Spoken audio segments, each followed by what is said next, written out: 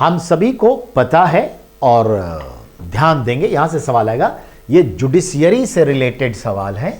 Judiciary से क्या?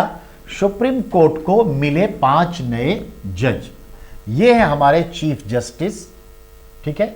इन्होंने इन 5 जजों को शपथ दिलाया है। तो इन्होंने 5 जजों को सर्वोच्च न्यायालय के कैंपस में ही शपथ दिलाया है। और इस तरह से सर्वोच्च न्यायालय में जो कुछ जजों के पद खाली थे, अब जो है कितने, देखिए 27 जज थे प्लस 5 जज आए, तो अब 32 जज हो गए। अब 2 जज की कुर्सी अभी भी खाली है।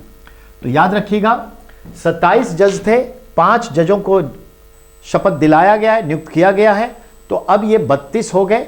अभी भी कुल 34 पदों में 2 पद खाली है। ठीक है, बहुत सिंपल, समझ में आ गई बात।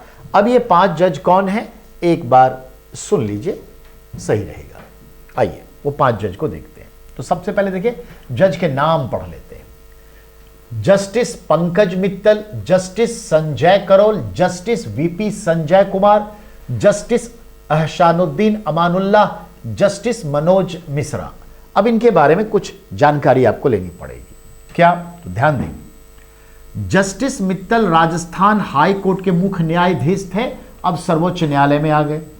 Justice Karol Patna high court के चीफ जज थे, अब यहां आ गए। तो बीपीएससी में क्वेश्चन वहां एक तैयार हो गया 12 तारीख के लिए।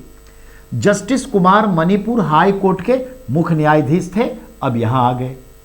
जबकि justice Amanullah Patna high court के न्यायाधीश थे, तो वहां पे चीफ जज भी और न्यायाधीश दोनों आ गए सुप्रीम कोर्ट में। और justice Mishra Allahabad high court के न्यायाधीश थे। तो इन 5 में 3 जो हैं वो चीफ जज थे किसी न किसी हाई कोर्ट के, जैसे राजस्थान के, जैसे मणिपुर के, और जैसे मैंने कहा पटना के। और 2 जो हैं उनमें एक पटना के हाई कोर्ट के जज थे और एक इलाहाबाद हाई कोर्ट के जज थे।